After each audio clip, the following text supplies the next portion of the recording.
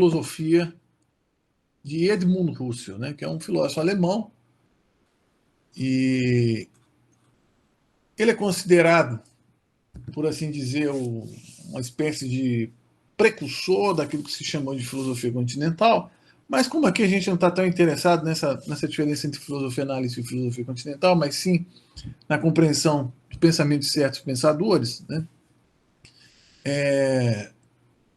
o Husserl ele entra nessa lista de pensadores que eu selecionei como aquele que influenciou o pensamento heideggeriano de maneira mais direta e também influenciou mais indiretamente os pensadores posteriores, como Gadamer, Derrida, Jonas, né? Então,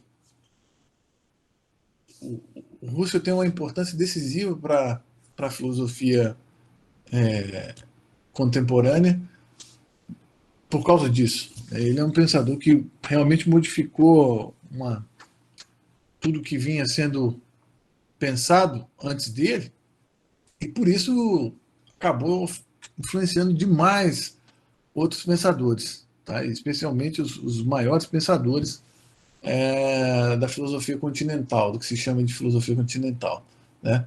E o Husserl ele nasce em 1859, né, em Prosnitz, na Alemanha, e depois ele estuda. Então, no início da vida e depois, no período de formação, ele estuda em, em Halle e em Berlim, né? Inclusive passa pelos seminários de um filósofo chamado Franz Brentano, que não ficou muito famoso, embora tenha sido professor de duas grandes estrelas, né? Tanto Husserl quanto Freud frequentaram os seminários de Brentano, tá? E isso foi por volta de 1880 e oitenta e poucos, né? E logo depois disso, então, Husserl acaba defendendo a sua tese de habilitação, que tratava do tema matemático, mas a partir de uma certa já perspectiva filosófica, e o título era Sobre o Número, né? E depois essa tese de habilitação veio a ser publicada com o título Filosofia da Aritmética. Tá? Então essa é a primeira grande obra do, do Husserl. E nessas duas primeiras obras, os comentadores vão falar de um período mais psicologista da carreira do Husserl, né? Período em que ele ainda está muito marcado pela concepção de Brentano e de alguns filósofos britânicos, estão achando que todo tipo de processo cognitivo, enquanto um processo mental, psíquico, era determinado por certas leis naturais de processos fisiológicos, né? Já que todo tipo de pensamento tem em alguma medida relação com os processos psicofisiológicos, né? E depois de algum contato com um outro filósofo também muito importante, chamado Frege, o Husserl se dá conta da diferença entre verdade objetiva ou certeza objetiva e objetividade não, verdade subjetiva, né? O que está em jogo aqui? Bom,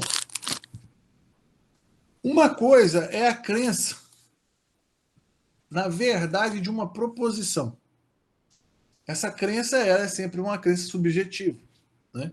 Mas com o Frege, o Husserl acaba percebendo que existem certas proposições, especialmente proposições de caráter mais lógico e matemático, que independem do sujeito para terem a sua validade. Então, por exemplo, quando a gente fala de 2 mais 2 igual a 4, independentemente de qualquer processo fisiológico que ocorra num cérebro, por exemplo, O fato é que essa proposição 2 mais 2 igual a 4 é uma proposição verdadeira.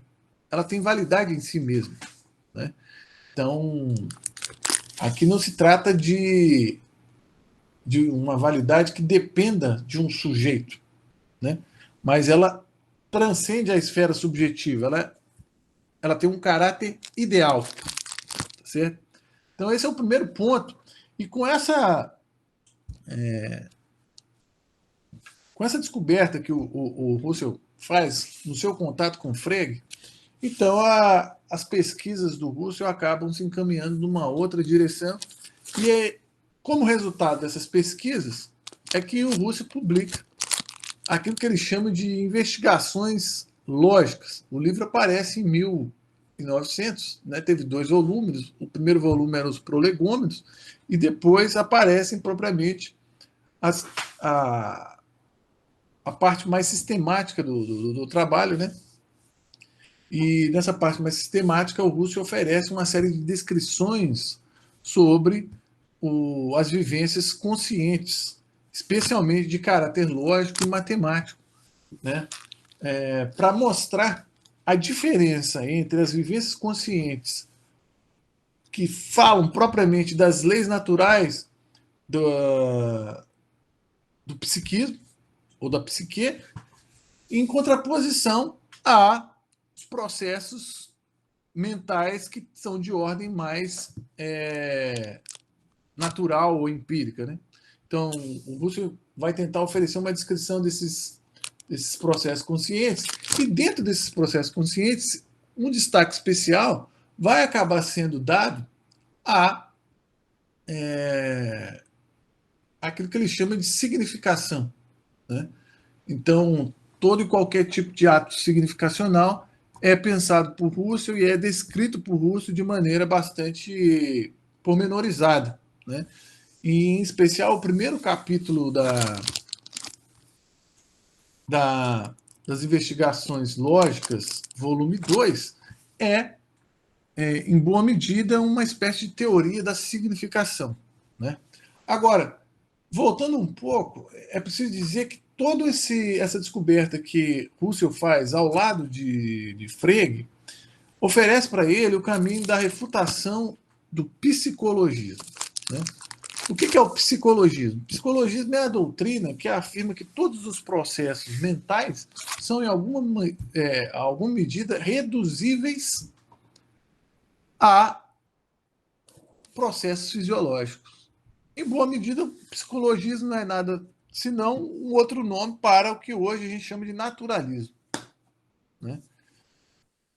Em tempos de neurociência, isso fica bastante fácil de aprender, porque o psicologismo é essa tendência que, na época de Russell, respondia por uma forma de psicologia mais experimental e que, portanto, pensava que todos os fenômenos de ordem mental poderiam ser considerados desde uma perspectiva empírica, né? Desde uma ciência com moldes empíricos, né? Desde uma metodologia mais empírica, tá certo?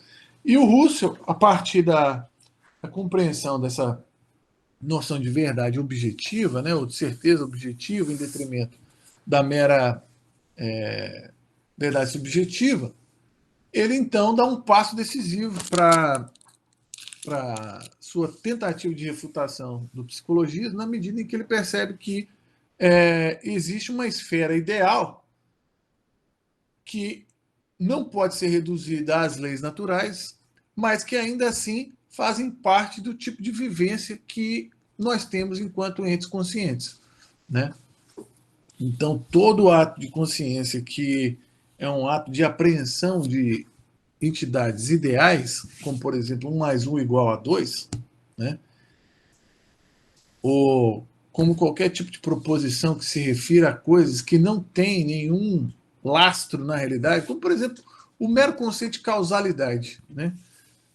A gente muitas vezes fala assim, isso é causa daquilo, isso é causa daquilo, mas se eu perguntar onde está a causa, a ideia de causalidade, por exemplo, ninguém vai poder me identificar, na realidade, um objeto que seja correspondente para a ideia de causalidade. Então, mesmo quando a gente está falando de proposições desse tipo, acerca, por exemplo, do que significa causalidade, a gente está falando de coisas que não têm um correspondente na realidade propriamente. A gente está falando de entidades ideais, né? Daqui a pouco a gente vai ver que essas entidades ideais elas não estão num mundo além da esfera da consciência, como por exemplo pensava Platão, mas ainda assim a gente está falando de objetos ideais que não se reduzem aos fatos ou eventos ou objetos empíricos do nosso mundo concreto, tá? Então, mesmo os números, eles não têm um correspondente no mundo real, né? A gente, por exemplo, pode falar de 3 carros, de 2 motos, mas 2 em si, esse objeto ideal chamado 2 ou qualquer outro número, são objetos que não têm, não, ou não podem ser reduzidos a qualquer tipo de entidade empírica, tá certo?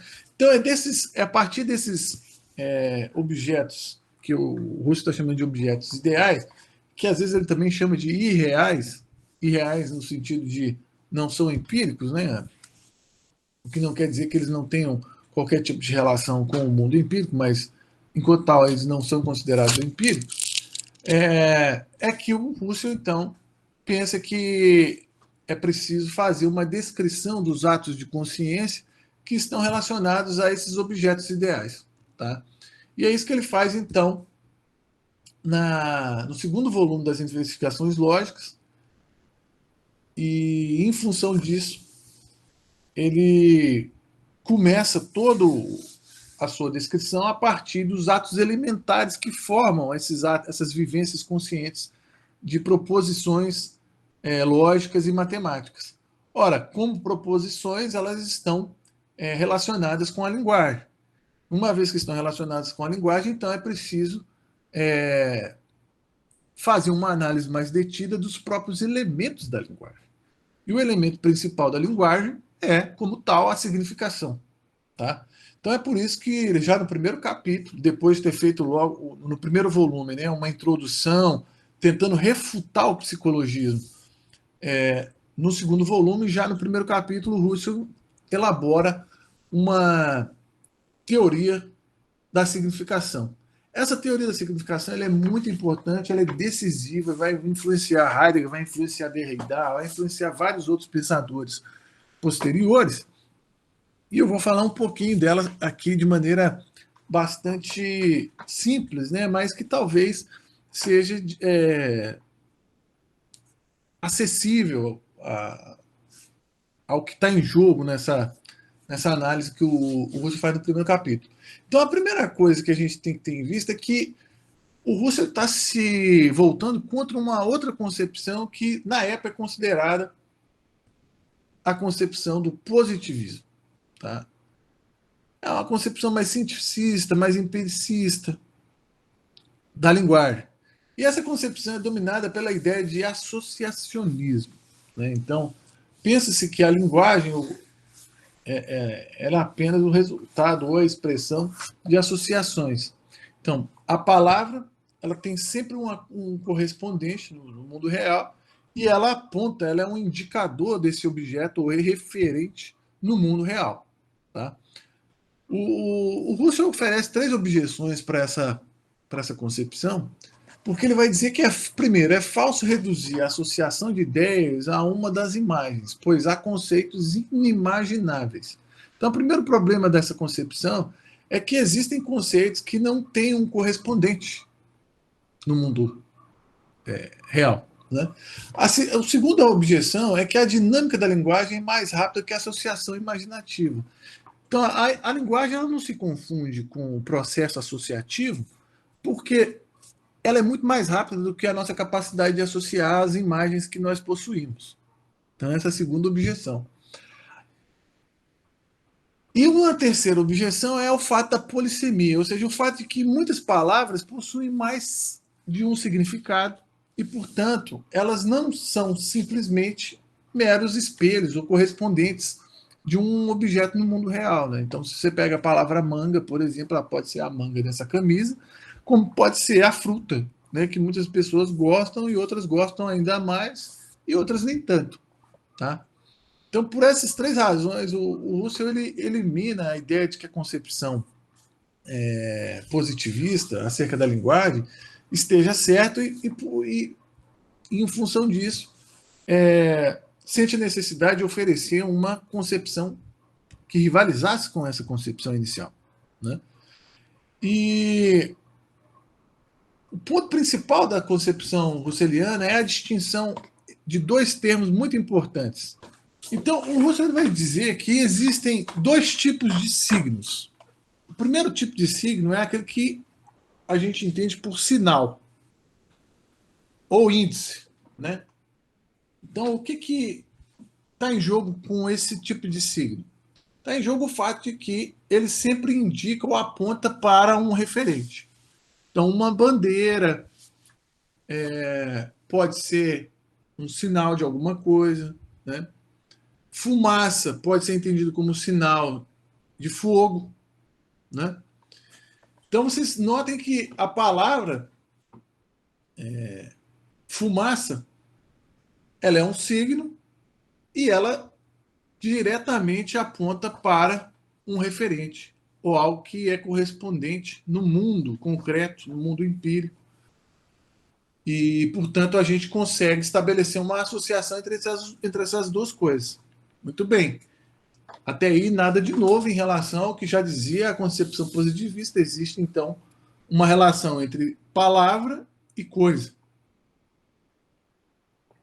Só que o Russell vai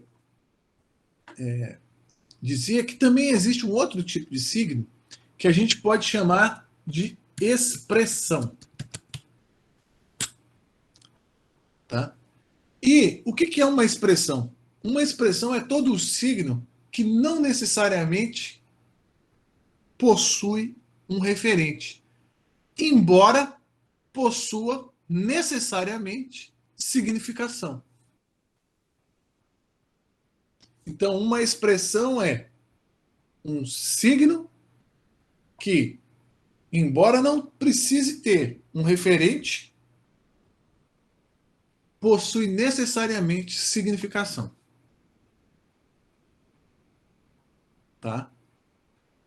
Ah, mas como pode ser isso? Muito fácil. Né?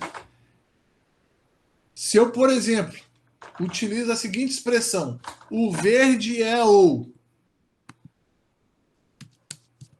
O verde é ou. Uma expressão. Ou, para o nosso contexto brasileiro aqui, essa é uma expressão que o Russell utiliza lá no livro, né? Mas, para a gente colocar mais no contexto brasileiro, juntos e shallow now, né? Aquela famosa frase, não sei, foi de uma cantora sertaneja aí, né? Juntos e shallow now. Vocês acham que essas duas expressões, essas duas conexões de palavras aí, né? O verde é o. Essas duas frases. O verde é o. Ou então, juntos e shallow now. São expressões, de fato, no sentido de Russell? Essas duas frases, né? O verde é ou e juntos e shallow now, elas não possuem uma significação. Não é isso? Então, se não possuem significação, podem ser entendidas como uma expressão no sentido de Russell? Então, exatamente por não ter nenhum tipo de sentido, é que não comunica nada, não significa nada, e para o Russell, nós estamos diante não de um signo, mas diante de uma falta de significação completa. E lá onde nós estamos diante da falta de uma significação, nós não temos nenhum tipo de signo. Né? O que importa aqui é a gente entender que existem coisas chamadas signos. Esses signos são as bases elementares da linguagem, e enquanto tal, os signos podem ser de dois tipos. Eles podem ser sinais, isso é, eles podem apontar, indicar para objetos referentes, como, por exemplo, uma bandeira, como, por exemplo, fumaça, né, a palavra fumaça. E existem outro tipo de signo que se chama expressão. Esse outro tipo de signo que se chama expressão, ele se caracteriza especificamente por possuir significação, embora não necessariamente ter que apontar para nenhum referente no mundo externo. Então, por exemplo, se eu falo assim, um círculo quadrado, isso possui significação para vocês? Vocês conseguem compreender quando eu falo de um quadrado circular ou de um círculo quadrado? Eu consigo entender o que está em jogo. É um círculo meio mal desenhado, né? Que tem uns.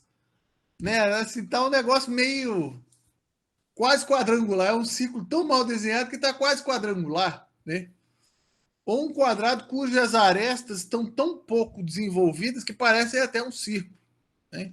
Então, assim, eu consigo ter uma compreensão. Agora, lá onde me falta compreensão é porque falta significação. E onde falta significação, você não tem um signo. Portanto, você não tem realmente a realização da linguagem. Então, todo tipo de formação, todo tipo de proposição ou de palavra que não consiga estabelecer qualquer tipo de significação, né, ou não atenda a certas regras, inclusive, ela é descartada como um signo, ou seja, como um elemento basilar da linguagem humana. Tá? Então, para o Russell, a consciência ela tem a função exatamente de oferecer significações. Essa é uma das funções elementares da consciência, tal como o Russell a compreende. Tá? Agora, notem que até aqui o Russell estava falando de certos elementos da nossa linguagem que são necessários para a gente entender certas vivências conscientes ou, de maneira mais precisa, certas operações conscientes que estão em jogo quando a gente está falando de lógica e de matemática. Né? Então, essas estruturas elementares elas são importantes para a gente entender qualquer tipo de proposição lógica ou proposição matemática. Tá? Então, o verde é ou não pode ser uma proposição com significação, portanto, ela não faz parte da linguagem enquanto tal e não atende aos requisitos de qualquer tipo de vivência consciente que seja propriamente verdadeira, nem muito menos lógica. Né? Muito bem, só que isso ainda era uma tarefa muito inicial e depois, nos seus trabalhos futuros, o Russell vai se colocar uma tarefa ainda mais decisiva, que é não apenas descrever as vivências conscientes e os vários tipos de consciência conscientes, mas estabelecer as próprias condições de possibilidades para toda e qualquer atividade consciente. Então, a partir de 1907, com o texto Ideia para a Fenomenologia, e também com o livro Ideias, que apareceu em 1913, o Russell vai tentar estabelecer não mais apenas uma psicologia descritiva ao estilo de Brentano, mas ele vai tentar estabelecer aquilo que ele chamou depois de fenomenologia transcendental. Isso é, uma ciência capaz de não apenas descrever os tipos de vivências conscientes, mas descrever as condições de possibilidade de todo e qualquer tipo de vivência consciente. No fundo, essa ciência que o Russell chamou de fenomenologia transcendental é uma descrição da consciência pura. A gente vai ver o que é essa consciência pura e o que está em jogo nessa consciência pura enquanto condição de possibilidade de toda e qualquer vivência consciente. Né? Então, a primeira coisa que a gente precisa se ater é que existe uma coisa chamada consciência. Essa consciência é sempre consciência de alguma coisa. E para o Russell, esse algo que aparece no processo da nossa atividade consciente deve ser chamado de fenômeno. Palavra fenômeno. Tá? O que é esse fenômeno? O fenômeno aqui ele não é aquilo que simplesmente aparece, nem muito menos é a aparência daquilo que aparece.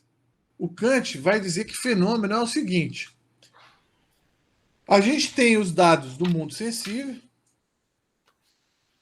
e, ao contrário do que usualmente se pensa, aquilo que a gente tem, aquilo que a gente recebe do mundo sensível, não é exatamente aquilo que supostamente é a realidade. Né? Por quê? Segundo Kant, nós temos certos conceitos do entendimento, ou categorias do entendimento, que, por assim dizer, interpretam os dados dos sentidos. Tá? Então, de um lado, a gente tem os dados empíricos, que são oferecidos a nós através dos nossos sentidos. Esses sentidos eles apreendem os dados empíricos, mas eles passam por uma espécie de tradução na medida em que nós possuímos certas categorias do entendimento, e essas categorias do entendimento, então, são aplicadas aos dados dos sentidos. Né? Então, por exemplo, se a gente não tivesse uma categoria do entendimento chamada causalidade, nós jamais poderíamos pensar em eventos causais. Tá? Para que vocês tenham um exemplo, por exemplo, é a situação de um quadro negro. Né? Você tem o lado esquerdo e o lado direito desse quadro negro. Né? Então, o lado esquerdo seria o lado A e o lado direito seria o lado B. Eu posso olhar para o lado esquerdo, o lado A, e depois olhar para o lado direito, o lado B, e voltar para o lado A, que é o lado esquerdo. Ora, de A para B e de B para A não existe nenhum processo de tipo causal, porque eu posso tanto ir de A para B quanto de B para A independentemente. Tá? Independente do tempo, inclusive. Agora, imaginem bem que a gente tem um barco no alto do rio, ponto A. E esse barco, então, ele começa a descer o rio e atinge o ponto mais baixo do rio, que é o ponto B. Eu posso voltar a perceber, depois que o barco atingiu o ponto B, que é o ponto mais baixo do rio, eu posso voltar a minha percepção para o ponto A e encontrar o barco lá no topo do rio? Não posso. Por quê? Porque existiu já um processo que foi a descida do barco desde o momento A até o momento B.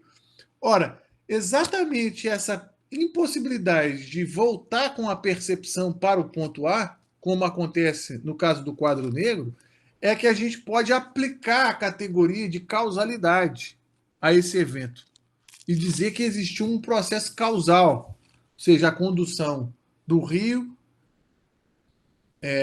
que fez com que o barco descesse do ponto A até o ponto B. Se não tivesse essa diferença nos modos de apreensão dos dados sensíveis, eu jamais poderia ter aplicado a categoria de causalidade. Tá? Então, esse é apenas um exemplo que o Kant utiliza lá nas analogias da experiência, tá? Uma parte do texto da crítica da razão pura.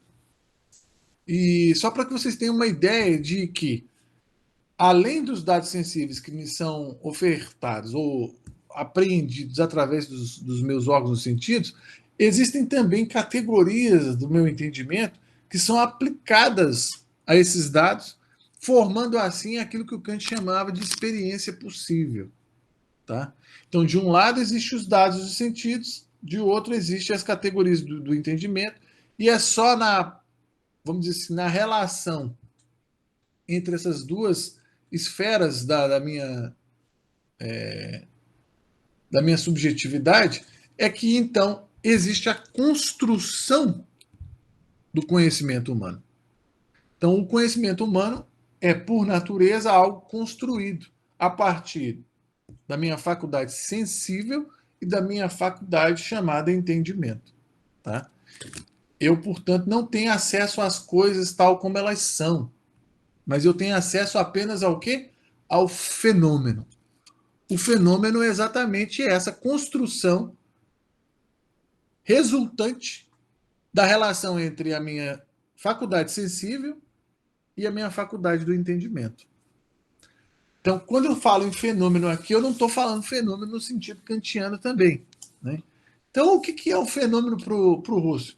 O fenômeno ele só pode ser entendido a partir do momento que a gente percebe que existem duas possibilidades de atitudes diante das coisas. O primeiro tipo de atitude, o Russell vai chamar de atitude natural. Qual que é a atitude natural?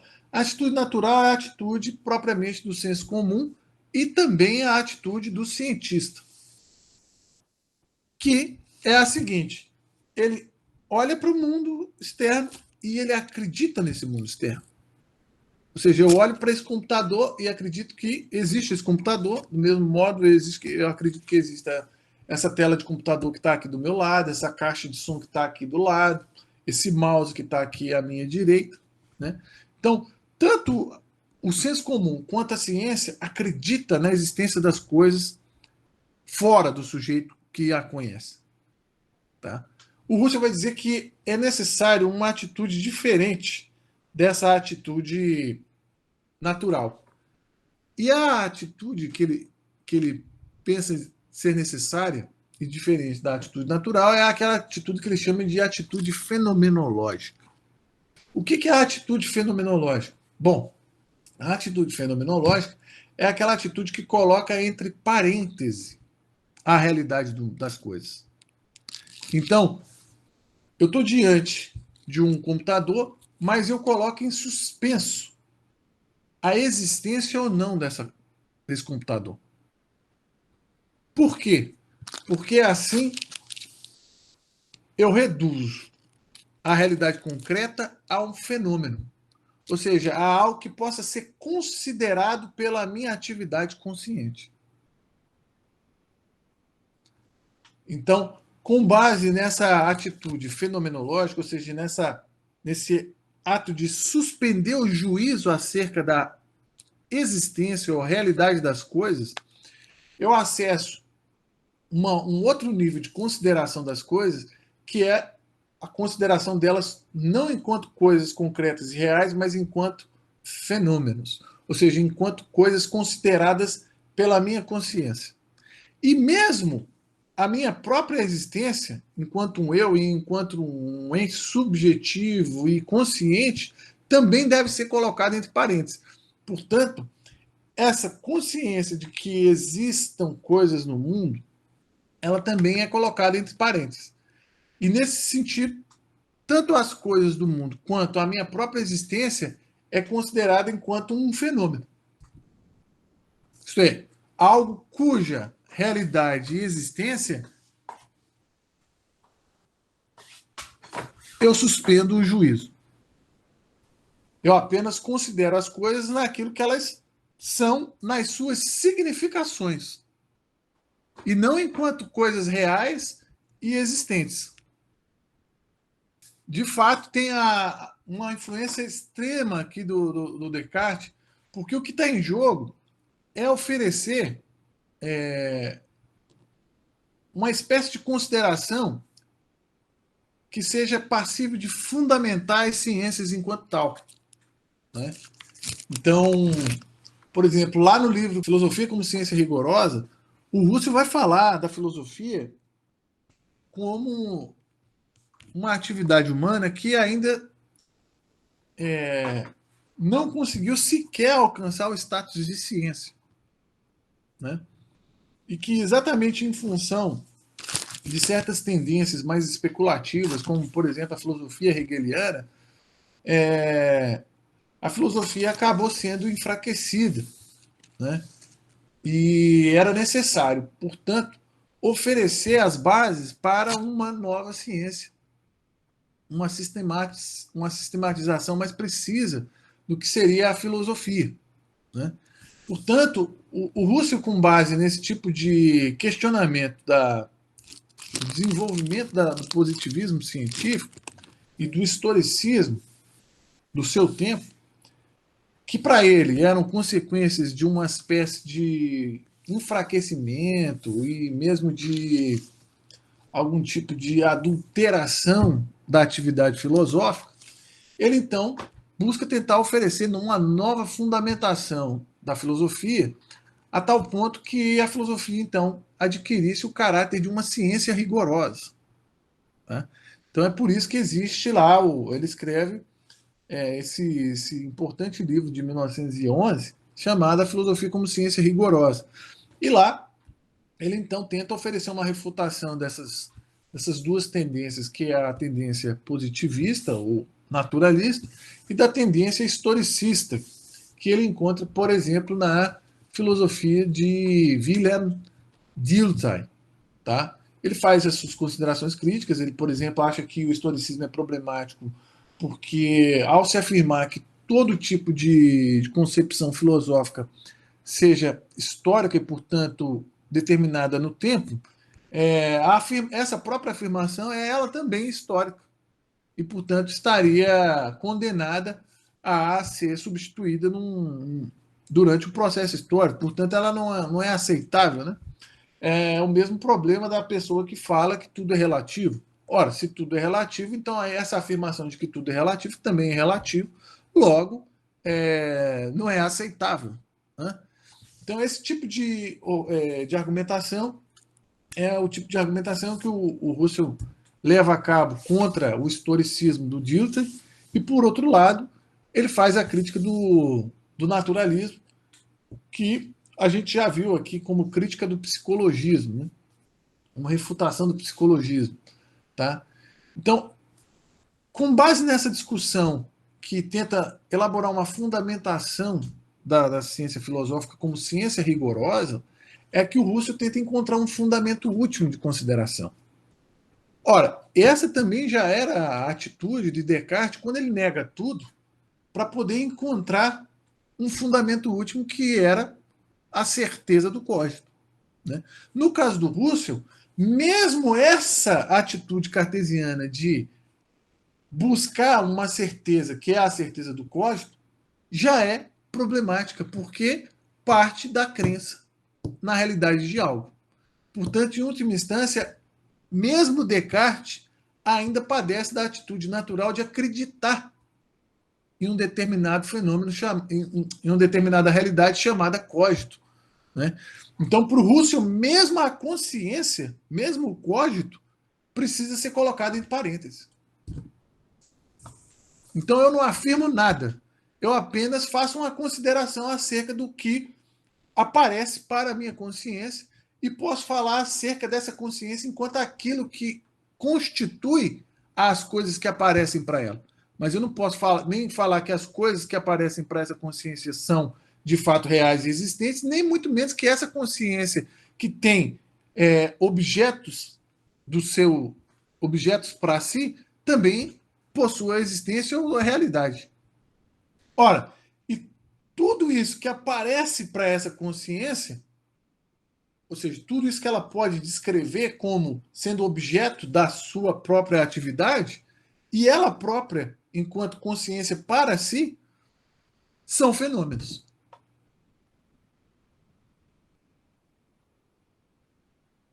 Então, fenômeno é tudo aquilo que aparece para a consciência, desde que seja entendido não como algo real em si mesmo, mas como algo que essa consciência pode referir-se ou dirigir-se a. Tá? Então, fenômeno é tudo isso que aparece, embora não seja afirmado enquanto existente e real propriamente. Tá? E essa consciência, que também não pode ser afirmada enquanto tal, mas é também objeto dessa suspensão de juízo, ou epoquê, o Russell, inclusive, utiliza essa expressão, né, epoquê. Essa consciência também é ela um fenômeno enquanto tal, o Russell a chama de consciência pura. Tá? Agora, a gente viu que todo esse processo foi resultado de uma modificação da minha atitude perante as coisas. Em detrimento daquilo que o Russell chama de uma atitude natural, eu passo então ao que ele designa como atitude fenomenológica. Né? Essa atitude fenomenológica é também chamada de redução fenomenológica, porque ela reduz o real a mero fenômeno. É por isso que ela é chamada de redução fenomenológica. Então, aquilo que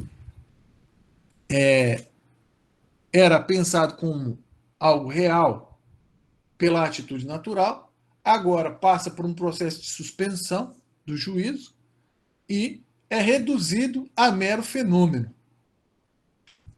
Tá certo? É por isso que é uma redução fenomenológica.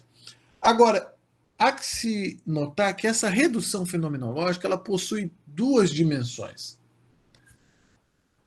A primeira dimensão da redução fenomenológica é chamada por Russell de eidética. E a segunda dimensão é chamada de transcendental. Então, é por isso que o Russell também fala em redução eidética e redução transcendental. Tanto a redução eidética quanto a redução transcendental são aspectos ou dimensões da redução fenomenológica, que, enquanto tal, é o resultado dessa nova atitude diante do mundo, que não é mais a atitude natural. Tá certo? Então, o que está em jogo quando o Russell está falando de redução eidética e o que está em jogo quando o Russell está falando de redução transcendental? Ora, eidético é a expressão que vem de eidos. Palavra eidos é a palavrinha que vem lá de Platão, né, que ficou famosa, quer dizer, é uma palavra grega, assim, já existia antes de Platão, mas fica particularmente conhecida com a filosofia platônica e significa aspecto, forma, né? E na filosofia platônica em especial, ele significa o aspecto que confere à coisa aquilo que ela é, que fala do que as coisas são, né? Então, quando a gente está falando do eidos, a gente está falando daquilo que é a essência propriamente de uma coisa, tá? É a ideia, é a forma dessa coisa, tá? E o que o Russell está utilizando aqui é exatamente uma aproximação com esse termo platônico, mas dando uma diferença bastante decisiva ao termo, porque no caso do Russell, quando a gente faz a redução fenomenológica, isso é, quando a gente abandona a atitude natural e parte então para uma suspensão do juízo acerca do que as coisas são, essas coisas aparecem como fenômeno no sentido que elas não aparecem mais como meros fatos, mas elas aparecem como possuindo uma determinada essência. Então, em vez de eu falar de a camiseta vermelha, eu falo o vermelho, tá? O vermelho ou a camisa. Quando eu utilizo essa expressão a camisa, ela não existe propriamente na realidade, mas ela existe enquanto uma ideia geral. Tá? E a respeito dessa ideia geral, eu posso inclusive tecer uma série de significações. Por exemplo, quando eu falo da árvore, eu posso falar da árvore enquanto uma entidade orgânica, como um ser vivo, mas eu posso falar também enquanto aquilo que está oferecendo sombra durante um determinado momento para uma determinada pessoa. Então, notem que a árvore, ela aparece como um fenômeno, aparece como um eidos no momento em que eu faço uma suspensão de juízo acerca do que ela é e apenas descrevo o que ela é. Então já não se trata mais de falar da árvore ou de qualquer outro objeto, como por exemplo uma camisa, como possuindo uma existência factual, mas como possuindo uma significação ideal que aparece para a minha consciência.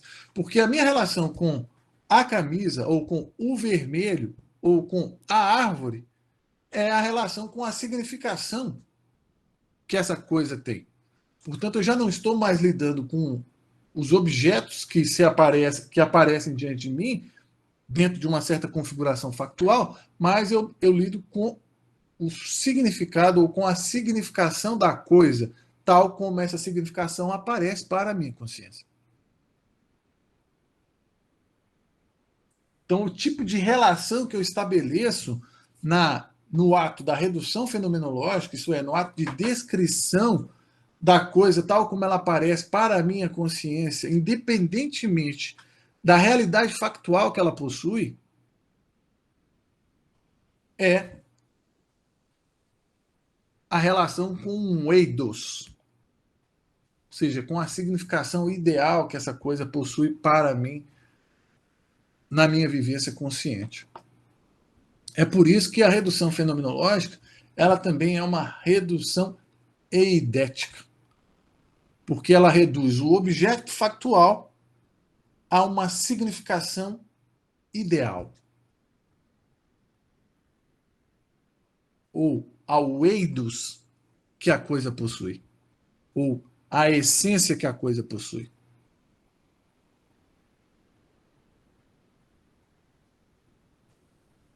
Agora, essa redução fenomenológica, que é uma redução eidética, possui essa dimensão eidética, ela também possui uma dimensão transcendental, na medida em que o objeto que supostamente é reduzido a fenômeno, ele é sempre um fenômeno para o sujeito consciente, tá? Nesse sentido, nesse primeiro sentido que é transcendental, ou seja, o sentido que está relacionado a um sujeito do conhecimento, e na medida em que esse sujeito do conhecimento é condição de possibilidade para a apreensão do eidos ou da coisa enquanto fenômeno. Tá? Então é transcendental, tanto porque está referido a um sujeito, e é transcendental na medida em que está relacionado a uma condição de possibilidade para o aparecimento da coisa enquanto fenômeno e não mais como mera configuração factual. Tá? E é claro que transcendental aqui não pode ser confundido com transcendente, né? No sentido de algo que está numa outra esfera de existência. Né? Por exemplo, Platão achava que as ideias, ou as EID, isso é, o plural de eidos, né? As ideias ou as formas das coisas, elas se encontravam no lugar supraceleste. Né? Portanto, elas estavam numa esfera transcendente. No caso do Russell, esse não é o caso. Por quê? Porque, embora a gente esteja falando de essências, essas essências elas não são independentes do sujeito, porque elas só aparecem para o sujeito consciente e no próprio ato consciente. Então, a ideia da coisa, o eidos da coisa, o fenômeno enquanto tal, ele é sempre fenômeno da atividade consciente e na atividade consciente. Então, não existe um fenômeno para além da atividade consciente. Vamos tentar colocar uma coisa de maneira um pouco mais esquemática. Né? É, o Russell ele quer tentar estabelecer a fundamentação da filosofia enquanto uma ciência rigorosa. Portanto, ele quer oferecer um conhecimento fundacional. Né? Ele quer encontrar os fundamentos de todo e qualquer conhecimento possível. Né? E especialmente do conhecimento que está na base das proposições lógicas e das proposições matemáticas. Ele vem da matemática e começa a partir daí do seu itinerário filosófico. Né? Então ele está interessado nisso, ele está interessado em como acontece essas operações, esses tipos de atividades que dão lugar a um conhecimento propriamente matemático, científico. Né? E ele percebe inicialmente, e aqui tem um pouco da influência cartesiana, que tanto o senso comum como também a ciência se pauta numa atitude que ele chama de natural. Isso é, tanto o senso comum quanto a ciência acreditam piamente que as coisas que a gente percebe no mundo natural são tal como a gente percebe. Né? E o Russell vai dizer o seguinte: olha, a gente tem que abandonar, se a gente quiser oferecer uma ciência última das coisas, a gente precisa abandonar essa atitude natural, porque ela é uma atitude ingênua. E a gente precisa adotar uma outra atitude, uma atitude chamada, que ele chama de atitude fenomenológica. O que é essa atitude fenomenológica? É uma atitude de suspensão do juízo acerca da realidade ou existência das coisas, para que, a partir daí, a gente possa simplesmente oferecer uma descrição das coisas tal como elas aparecem para a nossa consciência, sem precisar afirmar a realidade dessas coisas. O que importa aqui é apenas a descrição das coisas tal como elas aparecem, na sua, na sua formulação ideal.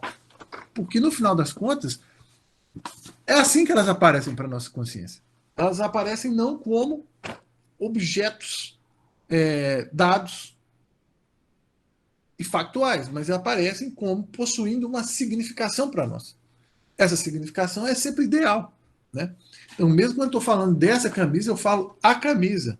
A palavra camisa, ela tem uma significação ideal.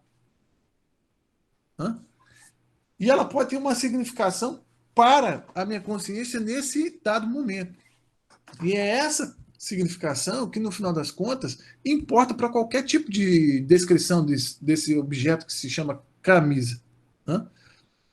Ora, essa descrição que não parte mais da afirmação da realidade da coisa, mas apenas se atém ao conteúdo, vamos dizer assim, à significação da coisa, coloca a coisa já não mais como um objeto factual para mim, mas como um fenômeno. Tá? Então, esse processo de abandono de uma atitude natural para uma atitude fenomenológica, isso é, uma atitude que reduz o objeto factual a um fenômeno, o Russell chama de redução fenomenológica. A coisa já não é mais um fato, mas agora ela aparece como um fenômeno. E existem duas dimensões dessa redução fenomenológica, segundo o Russell. Existe uma redução eidética, um aspecto que é a redução eidética, e o outro aspecto é a redução transcendental. Então, a redução fenomenológica, isso é, essa redução do fato ao fenômeno, possui dois aspectos. Um é eidético e outro transcendental. É eidético porque o fenômeno, ele é fenômeno na medida em que ele aparece como um eidos, isso é, como uma essência, como possuindo uma significação para a minha consciência.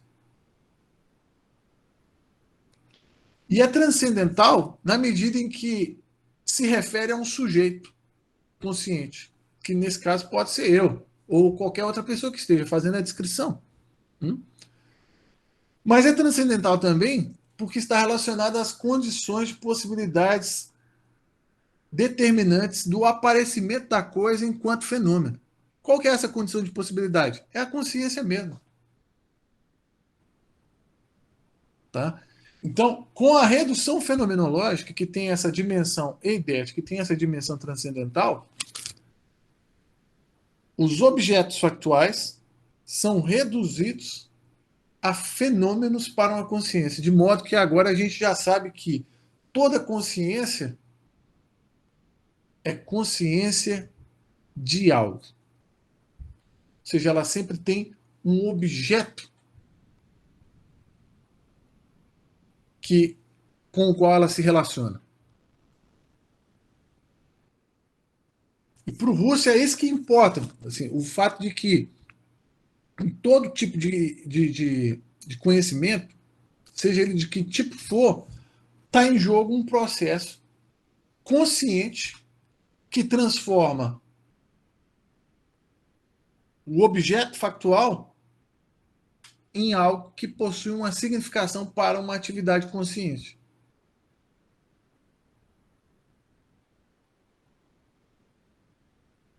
Então, essa é a condição de possibilidade básica e fundamental para qualquer tipo de atividade científica. Isso é, o fato de que não existe nenhum tipo de conhecimento científico que não seja ele próprio consciente e, portanto, determinado pelo ato constitutivo dessa consciência. Então, até aqui, o Russell vai falar o seguinte: ele está falando o seguinte, olha, a gente precisa modificar o tipo de atitude diante dos objetos, e quando a gente modifica a atitude, passa de uma atitude natural para uma atitude fenomenológica, a gente percebe que o que está em jogo não são objetos factuais propriamente, mas são fenômenos. Fenômenos que, enquanto tal, são apenas a significação que os objetos possuem para uma consciência. Até aqui foi isso. Agora, já está meio que determinado que, em última instância, todo e qualquer ato significacional, ele é um ato de consciência.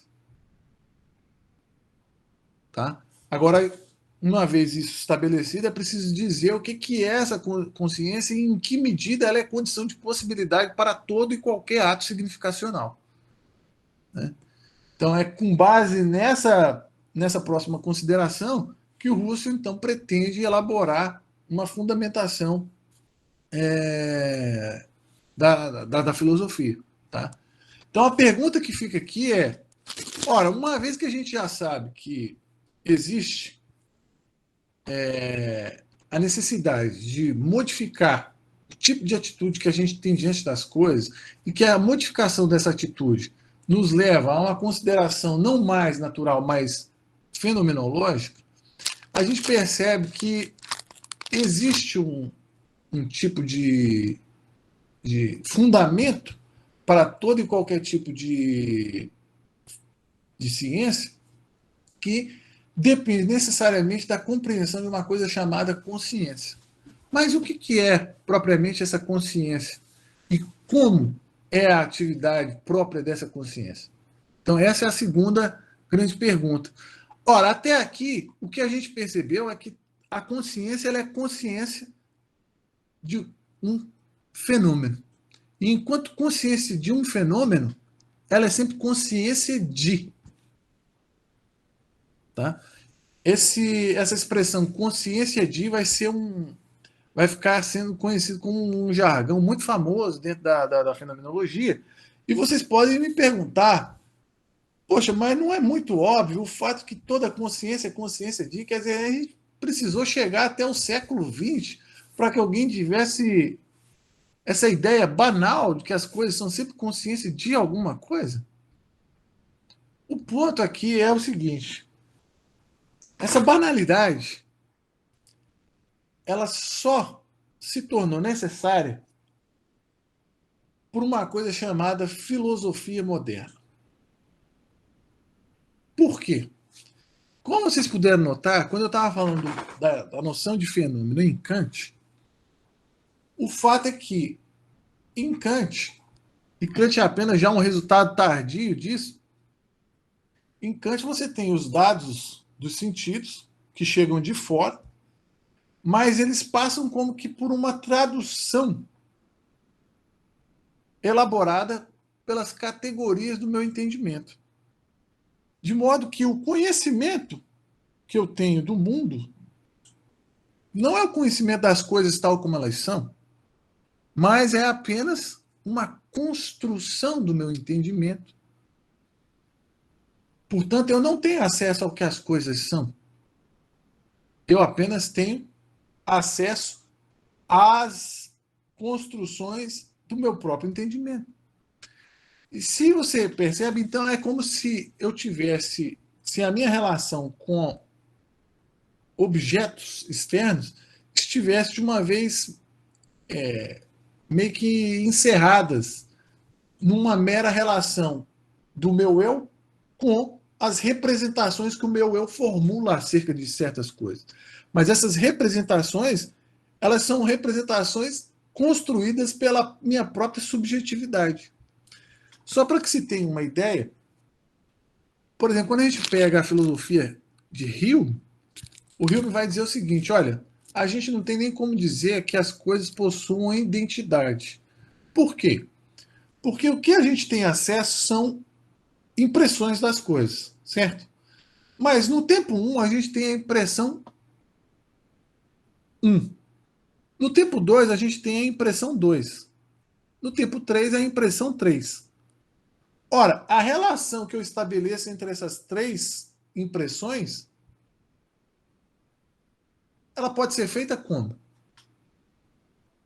Como eu posso garantir que exista uma identidade entre a impressão 1, a impressão 2 e a impressão 3?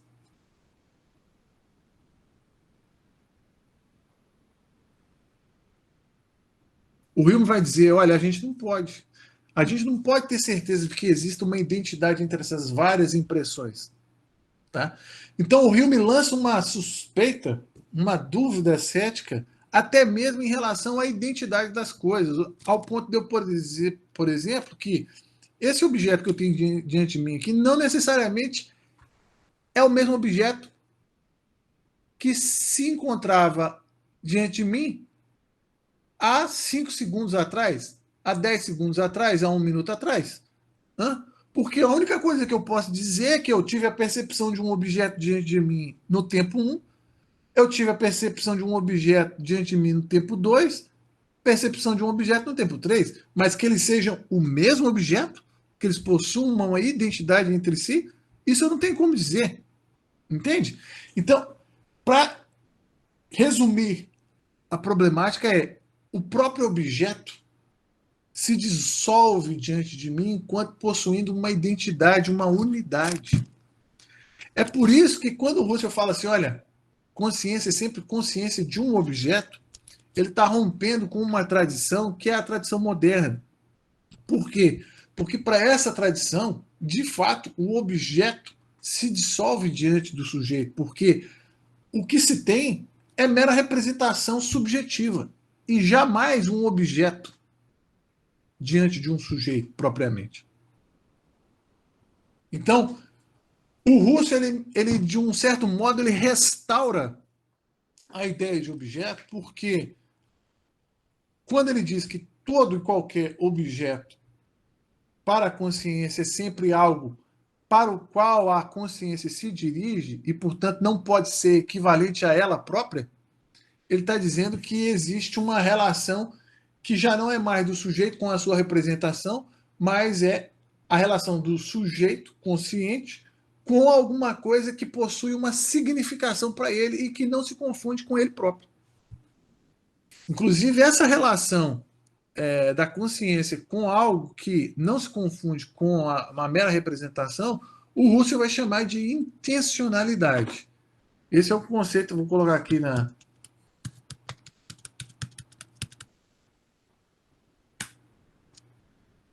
Intencionalidade aqui é a palavra, um conceito importante da fenomenologia. Foi um conceito que trazido, ou vamos dizer assim, retomado por Franz Brentano, tá? Mas já tinha sido utilizado pelos escolásticos. Né? Os escolásticos faziam a diferença entre objetos naturais e objetos intencionais. Né? Intencionais aqui não significa, não está relacionado com a nossa palavrinha intenção, no sentido de assim, eu tenho a intenção de viajar no final do ano, né? Intenção aqui apenas se refere ao fato de que está relacionado ou está voltado ou visa a alguma coisa. Então, quando a gente está falando de consciência no sentido que o Russell está tratando, essa consciência ela é caracterizada, em última instância, como intencionalidade, ou seja, como um visar a algo, como um dirigir-se a algo, como um estar voltado para algo. Né? Então, essa é a estrutura fundamental e básica da consciência, tal como a entende Russell. Então, toda consciência é, em última instância, intencionalidade. Nesse sentido. A gente estava falando que o Russell tem como um objetivo básico a fundamentação da filosofia como ciência rigorosa. Né? E nessa pretensão há uma influência cartesiana, né? Uma influência do Descartes. O que o Descartes quer, em última instância? Ele quer oferecer o fundamento último do conhecimento. Né? Qual que é o fundamento do conhecimento último para o Descartes? Ele vai dizer, olha, tudo que eu percebo no mundo é meio duvidoso. Né? Tanto aquilo que os meus pais me disseram, como aquilo que os meus sentidos me entregam, como também, inclusive, as coisas que supostamente eu aprendo no colégio, na universidade. Né? Tudo isso eu posso colocar em questão, é meio duvidoso. Né? E aí, se eu estou querendo um conhecimento que me ofereça uma segurança certa, né? Então, como é que eu devo fazer? Eu vou decidir colocar tudo em dúvida. Agora resolvi duvidar de tudo. Por exemplo, se eu estou vivendo essa aula aqui, se isso aqui é real ou se isso aqui é sonho, eu coloco em dúvida. Será que eu estou sonhando ou eu estou dando aula mesmo aqui? Pode ser que eu esteja sonhando, vai que eu estou sonhando. Né? Então ele resolveu colocar tudo em dúvida. Para, no final das contas, ver se conseguia encontrar algo que não era dubitável. Qual é o tipo de conhecimento ao qual ele chega? Ao fato de que, mesmo que duvidando de tudo, tem uma coisa que ele não pode deixar de ter certeza, que é o fato de que ele duvida de tudo. Ora, duvidar é um ato do quê? Do pensamento. Portanto, isso significa que mesmo quando ele duvida de tudo, uma certeza ele tem. Ele tem certeza de que ele pensa, que ele duvida. Ora, se ele pensa, então ele existe enquanto entidade pensante. Então, esse é o primeiro fundamento de todas as coisas. Ele acha que encontrou o fundamento último do conhecimento. Né? O Russell está um pouco na mesma onda. Ele fala assim: olha, a gente precisa encontrar um fundamento último para o conhecimento. Né? E o problema é que até agora o conhecimento que foi oferecido pela filosofia não chegou a dar a filosofia o caráter de ciência rigorosa. Né? Tanto é que, no contexto histórico em que ele vivia, predominavam dois tipos de tendência, o positivismo e o historicismo. O positivismo é aquele tipo de concepção que pensa que tudo pode ser explicado a partir de um método empírico. Né? E o Russell vai dizer, olha, assim não dá, porque a gente tem objetos ideais que são objetos da nossa consciência que não são empíricos. Tá? Quando eu falo de causalidade, quando eu falo de 1 mais 1 igual a 2, né? Tudo isso a gente está falando de objetos ideais, portanto, que extrapolam a esfera do meramente sensível. Então, parece que existem leis próprias da nossa atividade consciente que extrapolam as leis naturais. Então, as leis que governam o nosso mundo psíquico, o nosso mundo mental, não podem ser reduzidas às leis do mundo natural. Primeiro ponto. E aí ele também rebate a tendência historicista, que vai dizer, olha, todo tipo de conhecimento é um conhecimento determinado historicamente. Ele vai dizer, olha, assim também não pode ser, porque se de fato as coisas fossem assim, significa que essa afirmação, que diz que tudo é determinado historicamente, também é determinada historicamente. Logo, ela não tem validade universal e atemporal.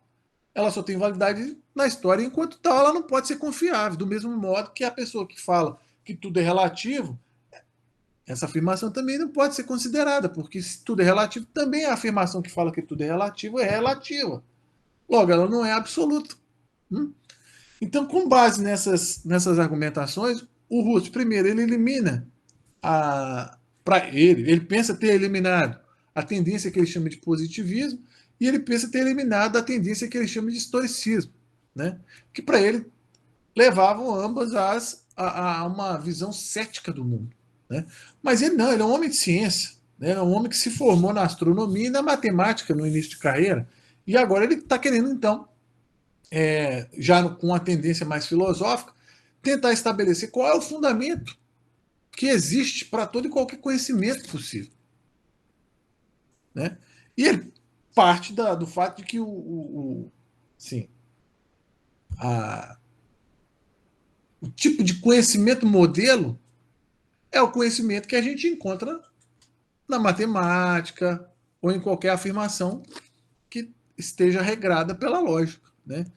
Assim, então com base nisso bom, e qual que é a base de todo esse tipo de conhecimento matemático, por exemplo, que opera com objetos ideais, não opera com objetos meramente naturais, né, reais, factuais.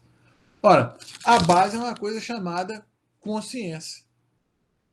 Todo e qualquer tipo de conhecimento está baseado no tipo de consciência. Agora, como é que opera? Como é que é a atividade dessa consciência? Então ele passa a descrever quais são os tipos de atividades da consciência. Recordação, percepção, imaginação, etc, etc. Mas é preciso, para a gente adquirir um tipo de ciência que me ofereça o fundamento último, ou seja, as condições de possibilidade de todo e qualquer conhecimento possível, que são conhecimentos conscientes, é preciso então compreender como é que é a própria atividade consciente enquanto tal. Ora, essa atividade consciente enquanto tal, ela só pode ser entendida se a gente desistir de uma atitude natural, que ele chama de atitude natural, e passar para o que ele chama de uma atitude fenomenológica. O que está em jogo quando a gente passa de uma atitude natural para uma atitude fenomenológica? O fato é que na atitude natural, a gente simplesmente acredita que as coisas são tal como elas aparecem para nós. E que elas têm existência real, factual. Né? Bom, mas a gente não pode partir dessa premissa. A gente tem que suspender o juízo diante desse tipo de crença. Né? Vai falar de uma protocrença, né? Uma urrodoxa. Tá? Então a gente coloca em suspensa essa crença que as coisas são tal como elas aparecem para nós e a gente passa então a ver as coisas apenas como fenômenos, ou seja, como elas podem ser descritas para a nossa atividade consciente. Ora, vistas dessa perspectiva, que suspende o juízo acerca da realidade das coisas, as coisas já não aparecem mais como objetos factuais, mas aparecem como fenômenos. O que quer dizer que elas aparecem com uma determinada significação. Né? Uma significação ideal, obviamente, não uma significação particular específica. Né?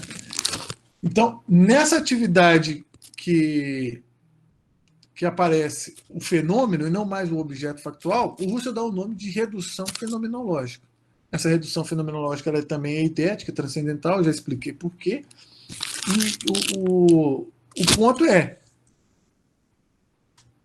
com base nesse tipo de atitude, eu posso então agora descrever o que é a consciência enquanto fundamento útil de todo e qualquer conhecimento possível.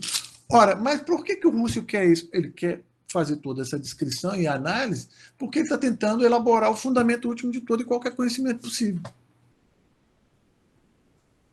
Muito bem, até aí nós fomos, né? Agora, para complementar essa apresentação, É preciso que se entenda que o Russell elabora uma doutrina que ficou conhecida como doutrina da noesis e do noema. Tá? Os filósofos alemães, eles, em boa medida, acabam utilizando muitas palavras gregas e acabam meio que dando um caráter conceitual a essas palavras gregas. Então, a palavra noesis, vou colocar aqui no chat, e a palavra noema. Tá? A palavra noesis é a palavra grega para intelecção, ou, se preferir, para a palavra inteligir. Tá?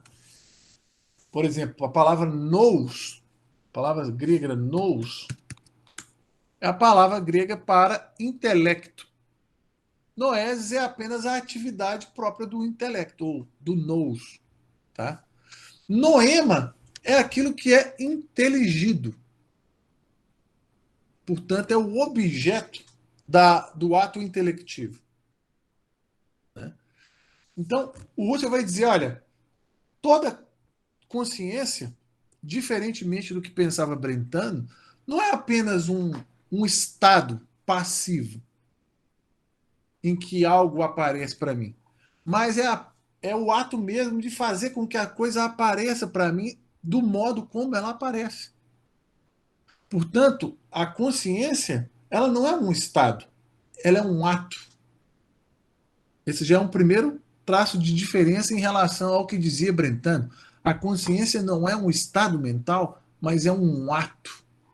Mas que tipo de ato é a consciência? Como ato intelectivo, a consciência é aquilo que confere sentido às coisas e fazem com que elas apareçam tal como elas apareçam. Por exemplo, eu posso perceber um objeto, eu posso imaginar um objeto, eu posso recordar de algo. Todos esses atos são atos diferentes de atividade consciente. Vocês concordam comigo? Então, quando eu tenho consciência de uma recordação, eu não estou num estado em que uma recordação apareceu para mim. Não. Recordar é o ato propriamente consciente. E para o Husserl, esse ato de recordar é um ato de doação de sentido para o que a coisa era. Então, quando a coisa do passado reaparece para mim, como possuindo significação específica, todo esse ato de trazer a coisa como possuindo uma determinada significação, por exemplo, quando eu me lembro de um determinado cheiro que me recorda da época em que eu ia para a casa da minha avó e me trazia tais e tais sentimentos a respeito daquele lugar, todo esse processo que envolve tanto trazer a memória, ligar essa memória com certos sentimentos, todo esse processo de doação de significação é um ato da consciência. Ou seja, é a consciência em operação. A consciência não é como que o resultado desses atos, dessas operações, mas ela é a própria operação desses vários elementos que estão em jogo nesse processo de trazer a memória, oferecer uma certa associação de sentimento com a coisa. Tudo isso é a consciência em ação para o Russo. Portanto, a consciência não é um estado mental, mas ela é esse ato doador de significação e de sentido para as coisas. Então, primeiro, a consciência é sempre consciência de algo, e esse algo é sempre um fenômeno, algo que aparece com uma significação para mim. Enquanto tal, ela é intencionalidade, porque ela está voltada e dirigida para esse algo, e ela é também um ato doador de significação. Então, ela sempre está voltada para algo e ela sempre é um ato doador de significação acerca desse objeto que aparece para a consciência. Tá? Então, assim, com isso, o Russell pensa ter oferecido assim, os rudimentos mais elementares do que é a consciência enquanto fundamento útil de todo e qualquer conhecimento possível. Então, se ele pretendia oferecer uma ciência capaz de oferecer as condições de possibilidade de qualquer conhecimento, a consciência responde por essa condição de possibilidade e eu só poderia oferecer uma ciência completa acerca dessa condição de possibilidade se eu oferecesse a estrutura e caracterizasse de maneira correta essa condição de possibilidade que é a própria consciência.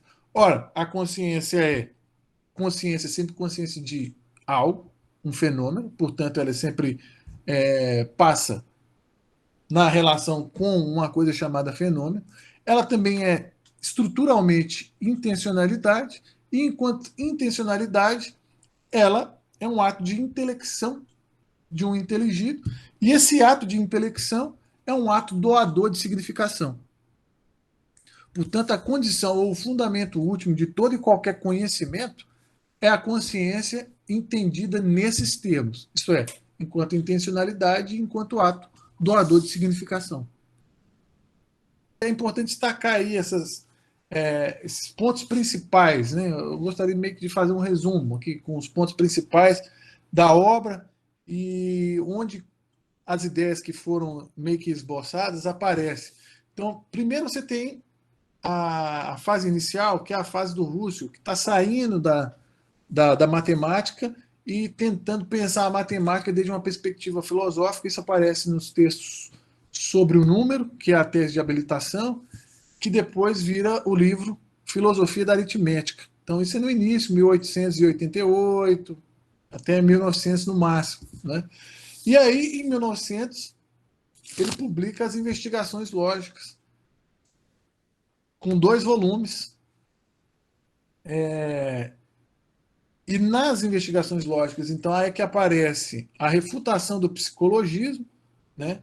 Bem como aparece já uma série de descrições das várias vivências conscientes, a começar por uma teoria da significação que eu esbocei de maneira muito breve, está lá no capítulo 1 do volume 2 das Investigações Lógicas. Tá? Depois das investigações lógicas, o Russell se dá conta de que toda essa ciência descritiva das vivências psicológicas precisava ser estendida para uma ciência capaz de oferecer um fundamento último de todo e qualquer conhecimento, né? E que essa ciência se chama fenomenologia transcendental, tá?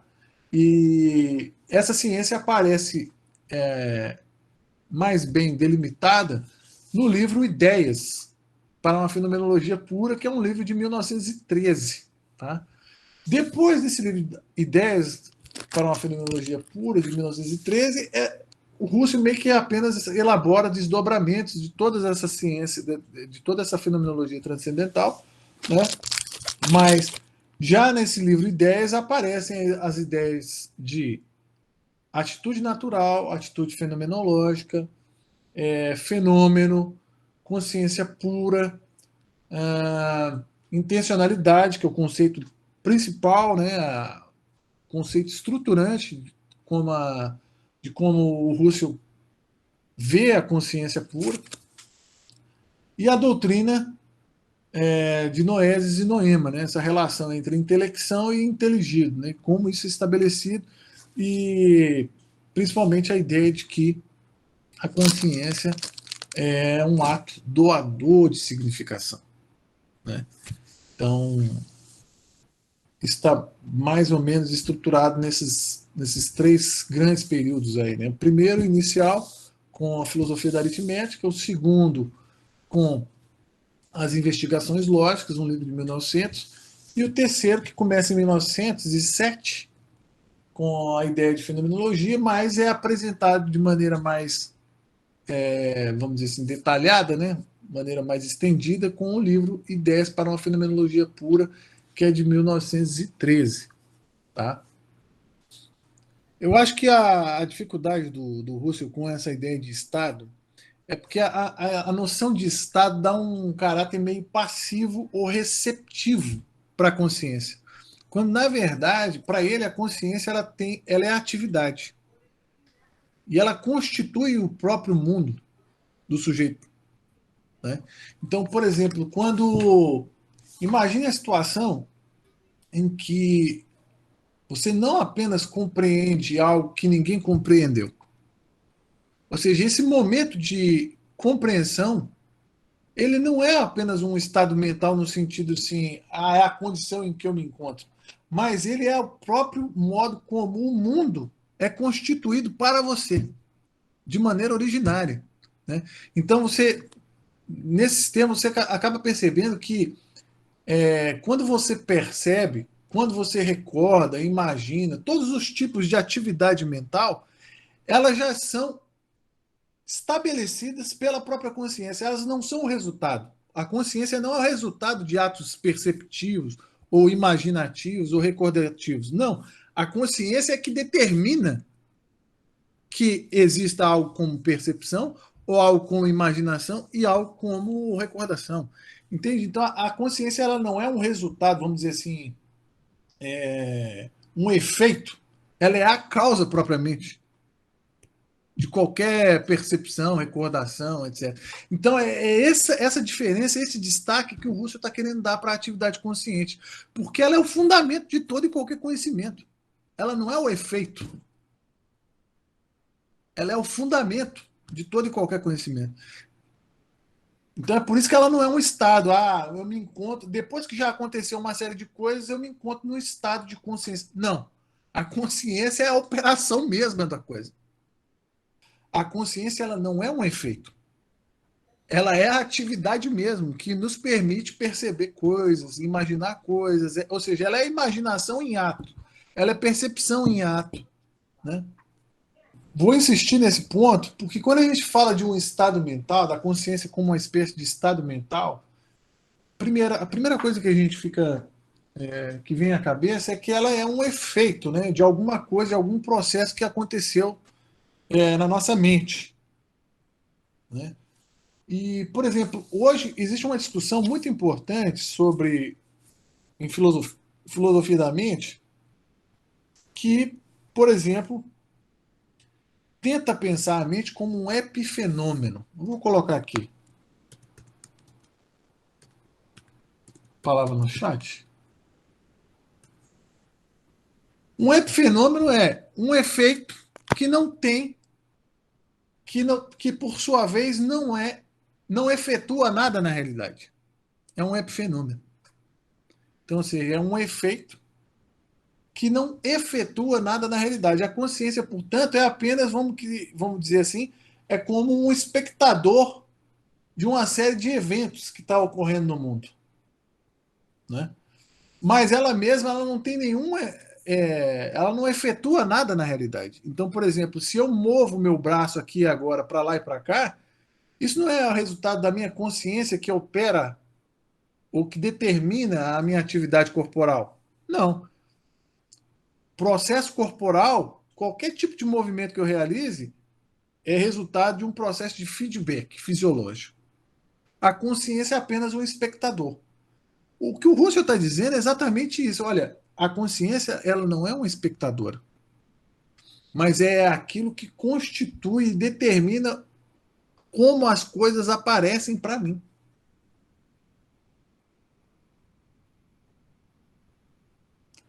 Portanto, ela meio que responde pela própria subjetividade de cada um de nós. Ou seja, ela é essa parte do que nós somos que confere significação às coisas. Portanto, a consciência responde pelo que eu próprio sou enquanto subjetividade. Ela não é apenas um estado da minha subjetividade, não, ela é a minha subjetividade em ato. E é essa consciência que é a ação e é doadora de significação é que é o fundamento útil de todo e qualquer conhecimento. Portanto, uma ciência, o sistema da filosofia, o que o sistema da filosofia deve buscar? Deve buscar oferecer uma descrição de todos os atos doadores de sentido fornecidos pela consciência. Seja no sentido de avaliação estética, avaliação moral. Então, todos os atos que são doadores de sentido, não só os atos cognitivos propriamente, né, das ciências, por exemplo, mas atos de avaliação, né? Ou seja, de conferir valor às coisas.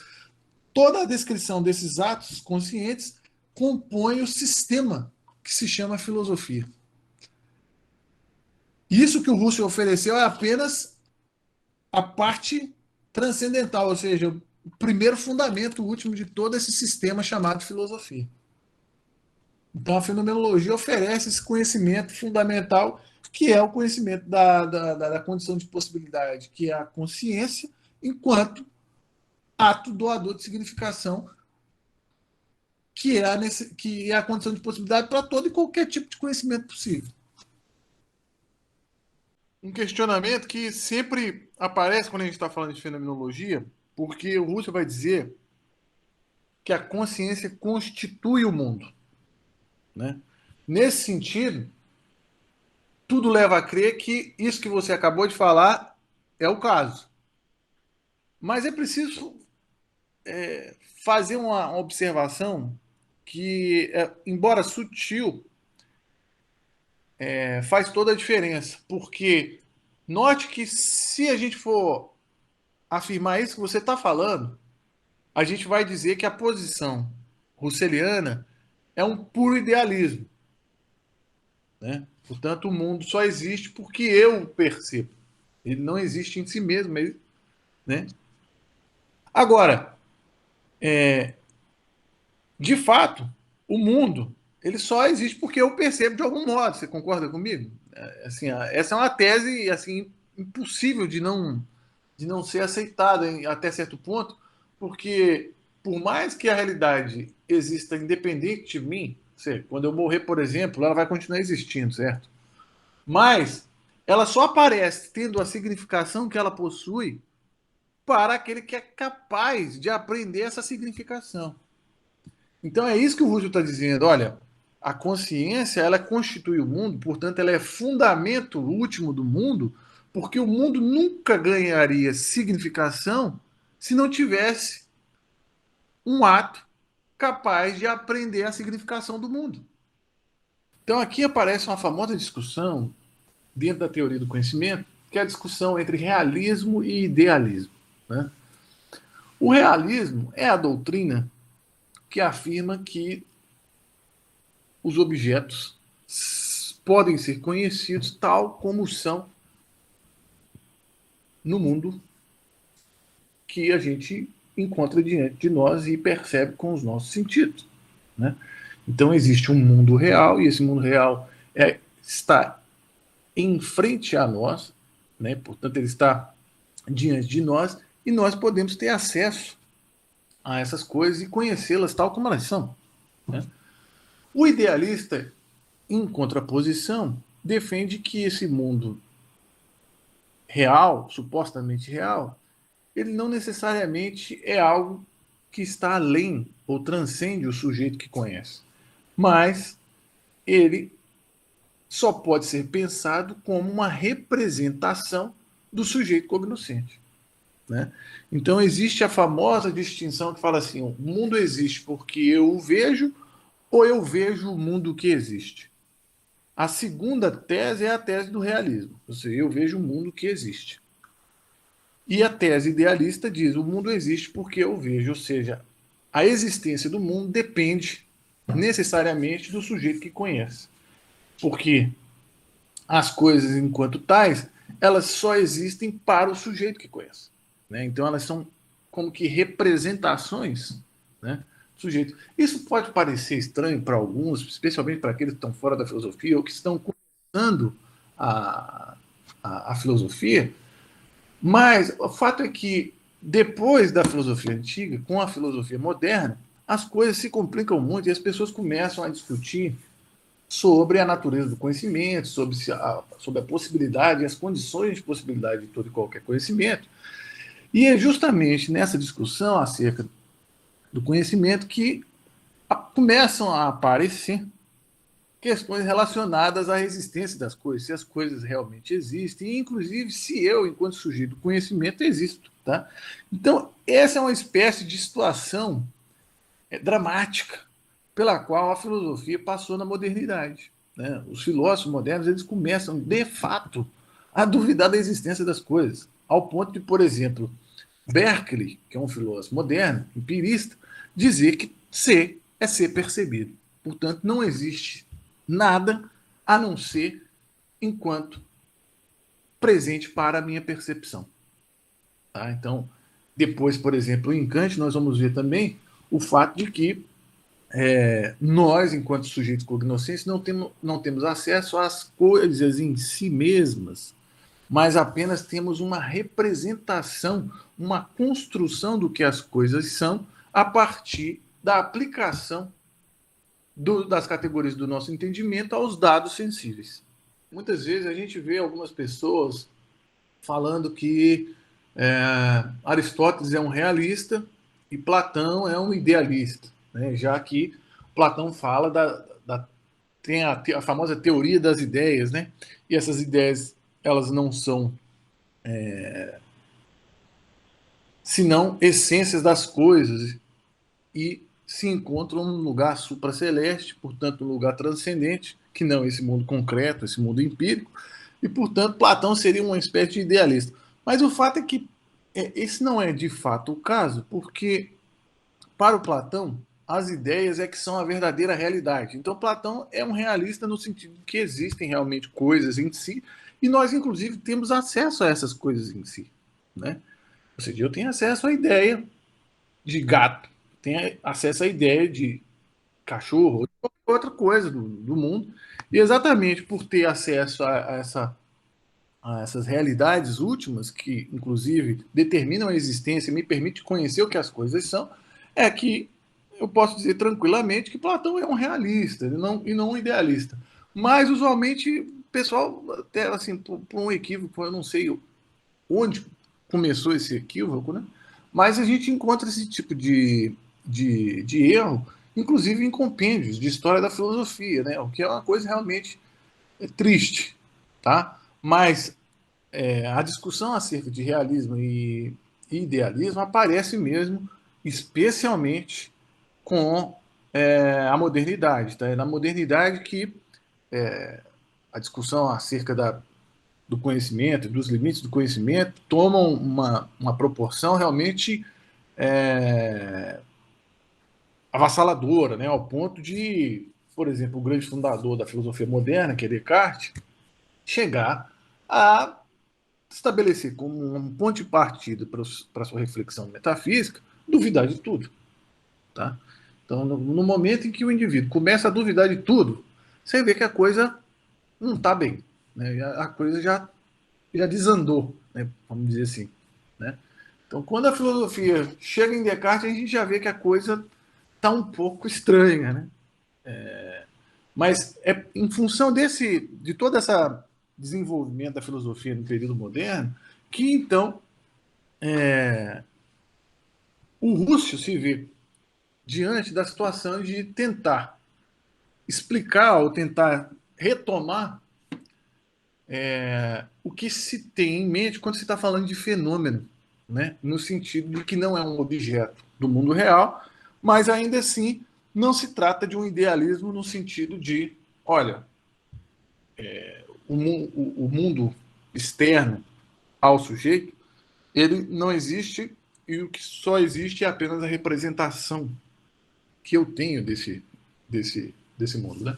O Russell não está falando isso, aquilo que o Russell entende por fenômeno, é uma posição que a gente poderia colocar entre o realismo e o idealismo, na medida em que aquilo que é o fenômeno, enquanto o que aparece para a minha consciência, ou seja, a significação da coisa para o fluxo de consciência do sujeito cognoscente, que sou eu, não pode ser apenas confundido com o mero dado externo, nem também pode ser confundido apenas com as minhas representações. Portanto, o fenômeno não é uma mera representação da minha mente, mas é uma significação da coisa que tem origem e tem lastro na própria coisa, embora não seja um traço constitutivo ou uma característica da própria coisa. Tá? eu não sei se isso fica claro para vocês, e a gente pode detalhar isso um pouco mais, mas o ponto é que o Russell está tentando estabelecer uma nova configuração, uma nova compreensão para o que ele está chamando de objeto do conhecimento, que escapa tanto à ideia de que eu tenho acesso integral à coisa fora de mim, quanto também eu estou negando o fato de que aquilo a respeito do que eu falo sobre as coisas são meras representações da minha mente. Então está entre essas duas tendências dentro do campo da teoria do conhecimento. Nem é um acesso total à coisa, nem também é só um produto da minha mente, tá? A significação da coisa, isso é aquilo que o Russell chama de fenômeno, fala tanto de algo que está na coisa, embora não seja percebido através dos sentidos, mas ainda assim pertence à coisa de algum modo, que ele não explica de maneira direta, exatamente porque é difícil de falar a respeito, mas ao mesmo tempo não é só uma representação da minha mente, portanto não é só algo subjetivo, tá? Ele vai contra a ideia de subjetivismo, sim, até porque depois, em alguns outros textos, ele vai falar de intersubjetividade, né? Então, portanto, ah, aquilo que é aprendido em termos de significação do mundo para uma consciência passa sempre pelo teste da comunidade, né? E é impossível que não passe pelo teste da comunidade, especialmente quando a gente está falando de conhecimento científico, tá? Então, por exemplo, se você está vendo um determinado objeto, você fala que é o Papai Noel, né? Assim, para dar um exemplo bem grosseiro, né? Mas está todo mundo vendo que não é o Papai Noel e que Papai Noel, inclusive, é um objeto fictício. Então, você começa a perceber que aquilo que aparece como significação para a sua consciência é uma significação meramente subjetiva e não corresponde ao que o próprio ser da coisa permite ser aprendido e mostra, né? Então, nesse sentido, não tem um subjetivismo, né? O Russell tenta escapar à ideia de subjetivismo com a ideia de intersubjetividade, né? Intuição categorial, que, a bem dizer, também é um outro conceito do Russell, muito importante, que é quase um equivalente de ato intencional. O fato é que, e quando o Russell vai discutir a ideia do que é um objeto intencional, né? Ou seja, o objeto da intencionalidade da consciência, o fenômeno, a essência, né? Ou aquilo que a coisa significa para o sujeito cognoscente, a gente viu também, por exemplo, em termos de noema, né? O ponto é que, em Kant, a gente tem a situação seguinte: se a gente pega, por exemplo, a doutrina do esquematismo, que é o esquematismo é o processo pelo qual o sujeito cognoscente elabora as suas imaginações acerca das coisas, né? Então, o juízo depende desse processo imaginativo que permite fazer, inclusive, a síntese judicativa, a síntese predicativa, que é, por exemplo, quando eu digo que tal objeto é um cachorro, né? Como é que eu posso fazer isso? O fato é que eu tenho um conceito chamado cachorro, eu tenho uma imagem que é de, por exemplo, a gente pode desenhar, né, a forma do cachorro, e para que eu possa ligar o conceito cachorro a essa imagem de cachorro, eu preciso de um esquema. O esquema aqui é o termo que o Kant utiliza para falar da definição que eu utilizo para poder estabelecer a relação entre a imagem e o conceito. Então, por exemplo, animal com quatro patas que tem rabo e late. A gente poderia simplesmente dizer animal que late, né?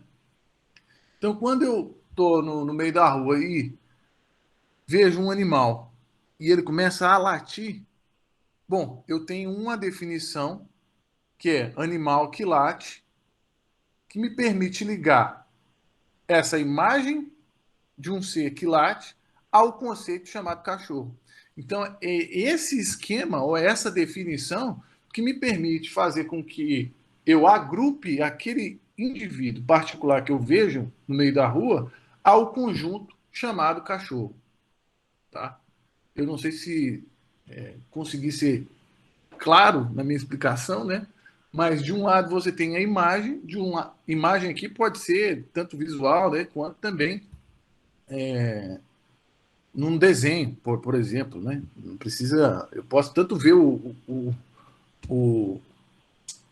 o ente enquanto tal, né? O animal enquanto tal no meio da rua, por exemplo, quanto eu posso ver apenas a figura desse animal desenhada em algum lugar, né? Então pode ser tanto eu posso tanto avistar o animal no meio da rua, quanto eu posso apenas vê-lo de uma forma muito esquemática desenhada no papel, né?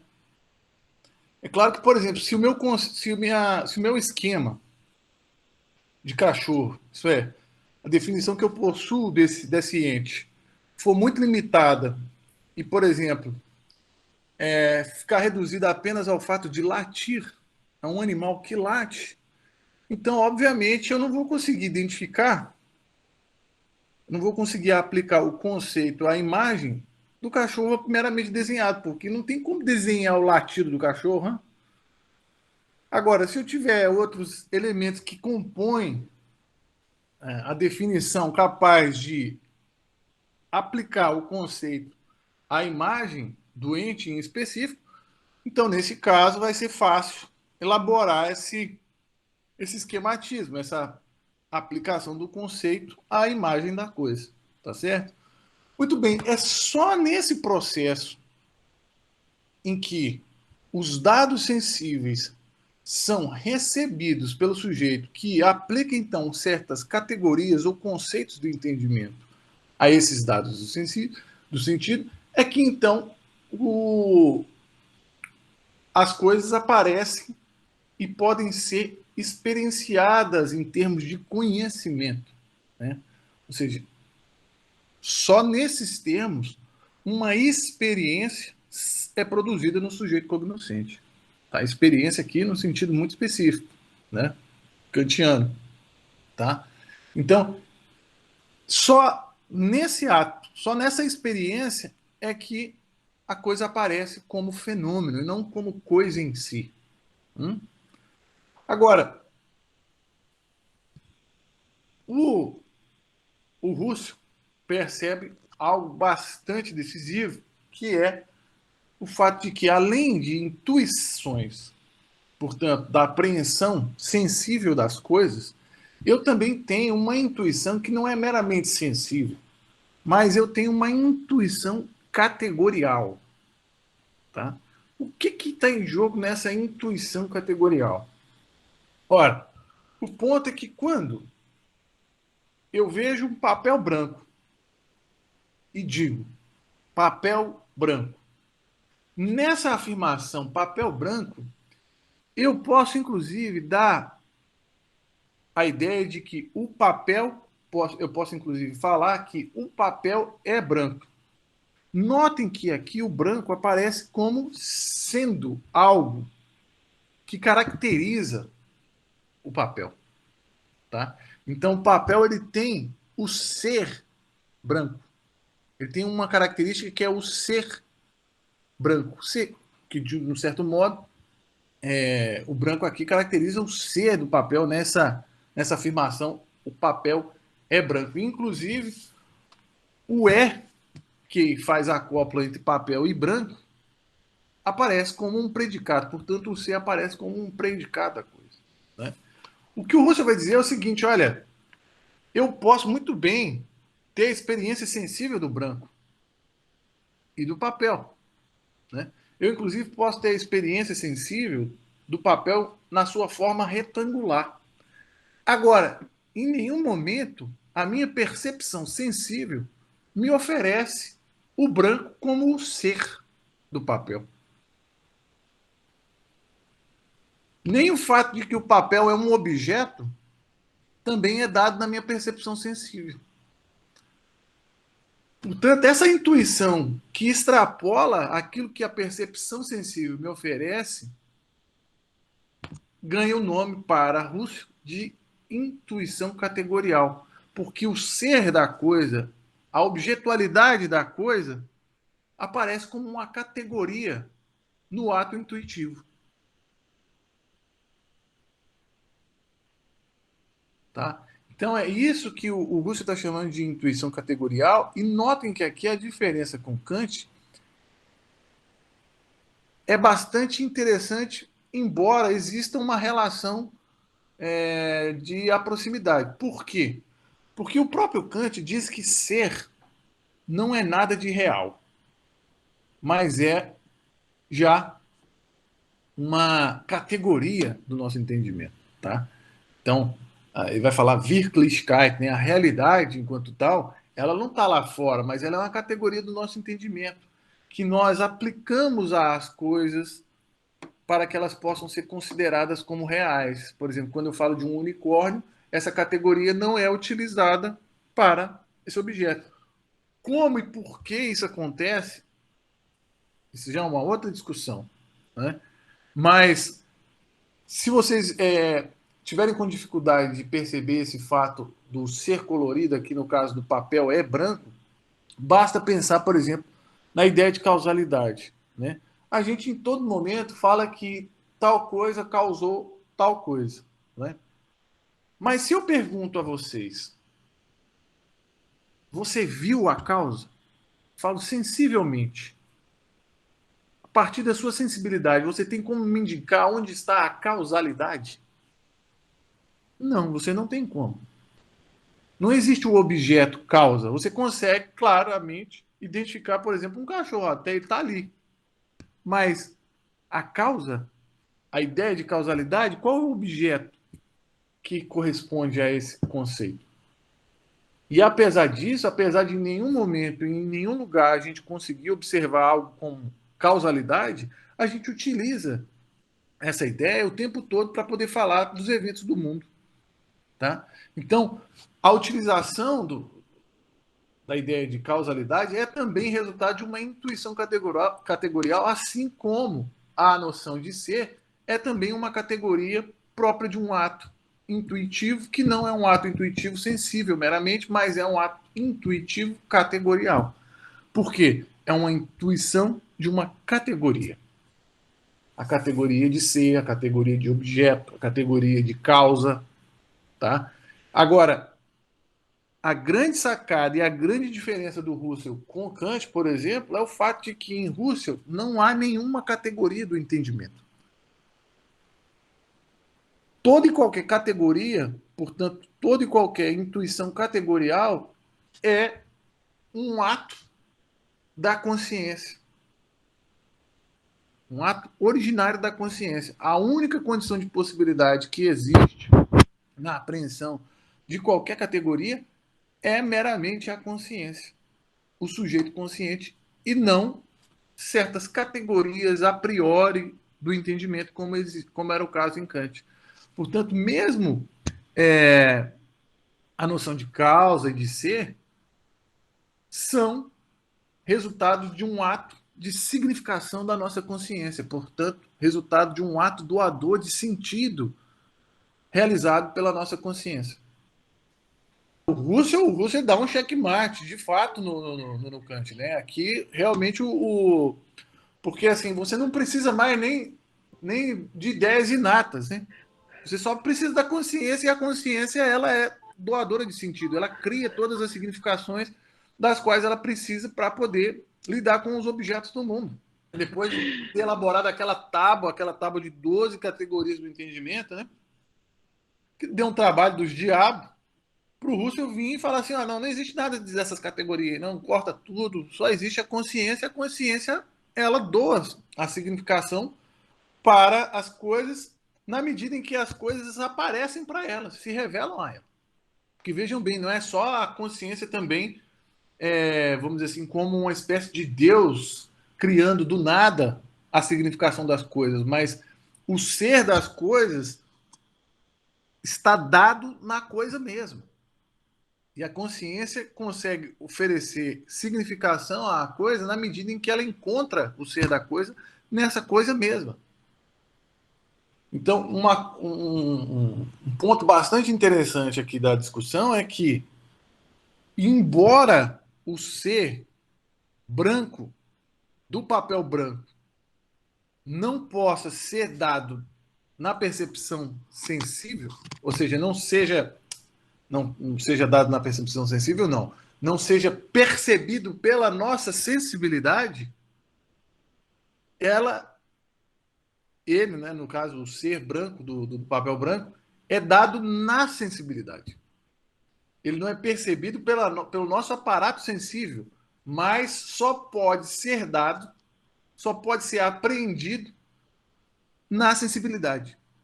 Ou seja, se eu não tivesse visto o papel branco, eu jamais poderia falar da brancura do papel. Tá? Mas brancura, o ser branco, não é um elemento constitutivo do papel enquanto tal. Esse ser branco, não. O ponto é o seguinte, né? Qual que é a diferença entre um objeto que supostamente a gente considera como real, como por exemplo uma cadeira, uma mesa, etc., e por exemplo um unicórnio? Eu tenho acesso à significação dessas duas coisas, né? Tanto de um unicórnio quanto de uma cadeira, tá? E se eu coloquei o mundo entre parênteses, né, a existência do mundo entre parênteses, o que importa no final das contas é a consideração da coisa naquilo que ela significa para o fluxo da experiência consciente, né? Agora, o fato é que o Russell também fala daquilo que ele chama de preenchimento da intuição, né? Então, existem intuições que não são preenchidas, portanto, não ganham o caráter da percepção, e a percepção é um tipo de ato intencional, enquanto que outros, por exemplo, ganham o preenchimento de maneira apenas mediada, como, por exemplo, acontece na imaginação, né? E é exatamente essa diferença entre preenchimento mediado e imediato, como é o caso da percepção, é que faz a diferença entre o fato do objeto ser considerado como existente ou meramente imaginário. Esses tipos de atos intencionais, essa diferença dos atos intencionais, como se consegue demonstrar isso também é um ponto bastante problemático dentro da teoria fenomenológica. Tá? Assim como já era o caso para o próprio procedimento cartesiano. Né? O Descartes demonstra que ele existe, que isso é uma certeza indubitável, mas depois que ele demonstrou que ele existe, que Deus existe, tudo mais, fica faltando demonstrar que existe o mundo. Né? Como é que você passa da certeza do cosmos para a certeza do mundo externo? Né? Então, esse tipo de problemática também aparece para o Russell, e ele vai tentar elaborar essa problemática lá num texto que ele proferiu, né? Foram uma série de conferências que ele proferiu lá por volta dos anos 30, né? 1930. E depois foram publicados como Meditações Cartesianas, tá? São 6 meditações cartesianas, né? Portanto, 6 livros. 6 livros, assim, 6 capítulos, né? E se não me falha a memória, é na quarta meditação cartesiana que ele vai abordar esse problema, tá? Aí ele vai falando um pouco sobre a corporalidade, etc, etc. Mas você começa a perceber que a própria realidade da existência das coisas, factualmente falando, realmente se torna um problema.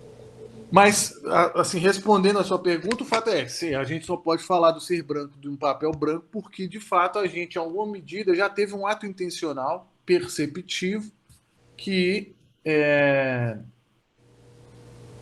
tinha como objeto, ou como fenômeno, se você preferir, um papel branco. E é só em função disso que agora a gente consegue, inclusive, falar de maneira imaginativa a respeito de algo como um papel branco, né?